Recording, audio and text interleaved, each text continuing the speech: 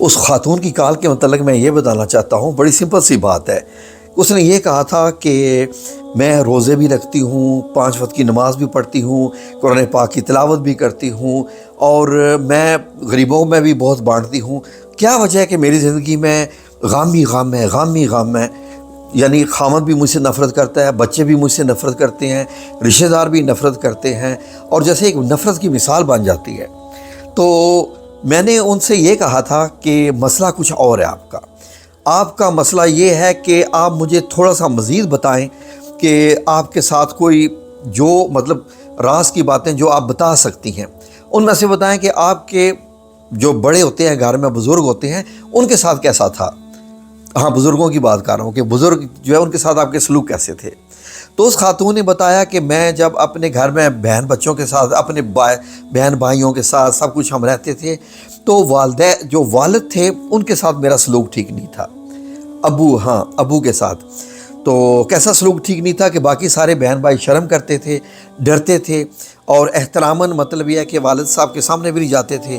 تو یہ خاتون کہتی ہیں جی میں ان کے سامنے کھڑی ہو جاتی تھی، اور جو بھی بات کہنی ہوتی تھی میں بڑا دبنگ مطلب یہ ہے کہ ایک دم بول دیتی تھی، اور وہ میرے ابو غصے سے جو ہے وہ میری طرف دیکھتے رہتے تھے، اور اس وجہ سے جو ہے وہ مجھ سے نفرت کرتے تھے۔ تو میں بھی ان کو مزید چڑھاتی رہتی تھی کہ میرے ابو مجھ سے نفرت کیوں کرتے ہیں۔ تو پھر میں سمجھ گیا کہ معاملہ کچھ اور ہے۔ میں ان سے کہا کہ کل دوبارہ فون کرو۔ کہتی ہے کیوں، آج بتائیں نا کیا مسئلہ ہے میرے ساتھ۔ ظاہر ہے کہ ہم نے بھی کچھ عمل کرنا ہوتا ہے۔ اس کے بعد کیا ہوا کہ ہم نے ایک عمل کرنا تھا، میں نے دیکھنا تھا کہ اس کا مسئلہ ہے کیا، کیونکہ مجھے شک ہو گیا تھا مسئلہ کیا ہے۔ پھر خواب میں دیکھا گیا، جب خواب میں دیکھا گیا اس کے متعلق، دیکھیں خواب میں جب اگر آپ دیکھنا چاہتے ہیں نا کسی کے متعلق، تو آپ نے ایک کلمات ہیں، یہ کلمات پڑھنے ہوتے ہیں، ٹھیک ہے۔ وہ کلمات کیا ہیں؟ رات کو سونے سے پہلے کم از کم آپ جو ہے منیمم لیٹ سے کہ 33 ٹائمز پڑھیں، اور پڑھتے پڑھتے یہ کلمات سو جائیں، یہ ذہن میں رکھ کے کہ آپ کے سوال کیا ہے۔ کلمات یہ تھے، یا بدیع العجائب بالخیر یا بدیع۔ پھر سے سن لیجئے، یا بدیع العجائب بالخیر یا بدیع۔ اب یہ کرتے کرتے سو گئے، تو خواب میں دیکھا گیا کہ وہ اندھیروں میں بیٹھی ہوئی ہے، بالکل اندھیرا، ایسے کمرے میں کہ جہاں پر صرف اور صرف ایک شیڈ سا نظر آ رہا ہے، اور لگ رہا ہے کہ وہ ادھر بیٹھی ہوئی ہے، پتہ نہیں چل رہا کہ یہ کون عورت ہے، کیسے ہے۔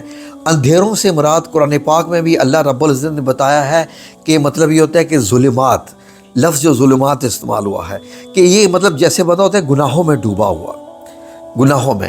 اب اس سے اندازہ لگائیں کہ کس قسم کے گناہوں میں ڈوبا ہوا۔ جی، گناہ کیسے کہ باپ کے ساتھ جو اولاد بدتمیزی کرتی ہے، باپ کے ساتھ جو اولاد زبان درازی کرتی ہے، اگر باپ کی زبان سے نکلے یا نکلے، اگر باپ نے اللہ رب العزت سے شکایت کر دی کہ یہ میری اولاد جو ہے یہ نافرمان ہے، اور یا اللہ، کیونکہ اگر تو باپ یہ کہہ دے کہ ہدایت دے، یا پھر یہ کچھ رو رو کے دعا مانگے تو ہدایت بھی مل جاتی ہے، لیکن اگر غصے میں آ کے باپ کے منہ سے یہ نکل گیا کہ یا اللہ اس عذاب کو مجھ سے نجات دلا، اور اس کو جو ہے وہ کچھ یا اللہ کوئی تھوڑا سا کچھ اس کو دکھائیں، تو پھر وہ خاتون ہو، وہ مرد ہو، وہ بیٹا ہو، وہ کوئی ہو، اس کا کچھ بھی نہیں بن سکتا، بالکل کچھ نہیں بن سکتا، وہ ساری عمر ایسی ہے۔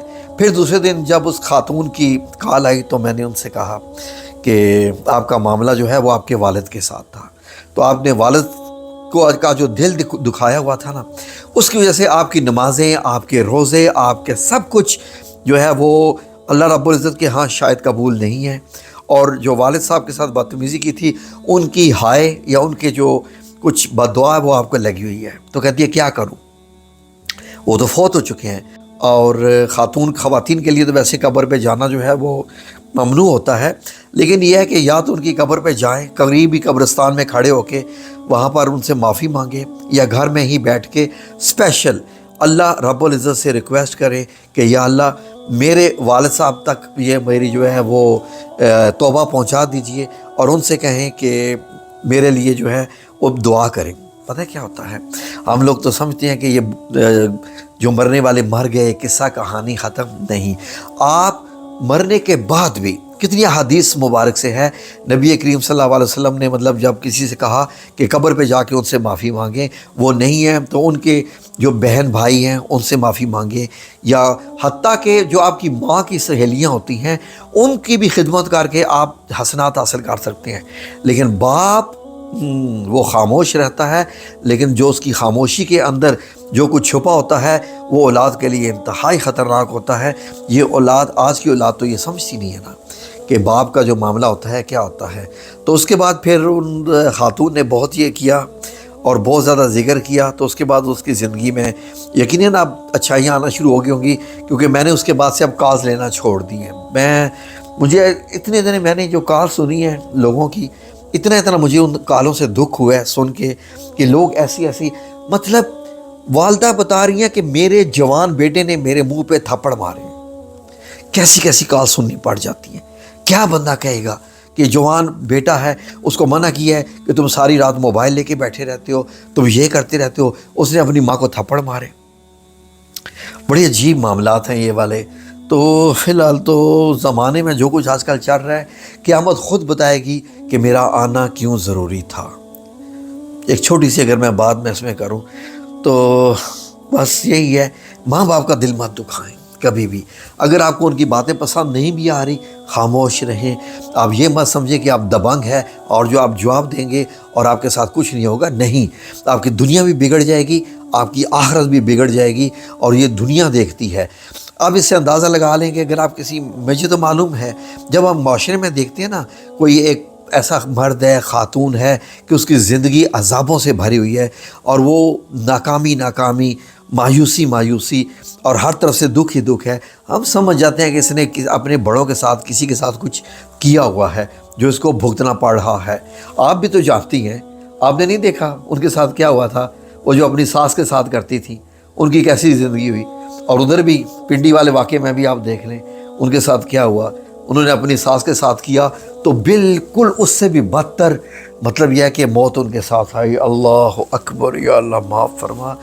دنیا میں دے کے جاتا ہے انسان، بہت خبر ہے۔ بس اتنا ہے کہ زبان باندھ رکھی، اپنی زبان آپ نے کھول دی تو آپ نے اپنی دنیا آخرت خراب کر دی۔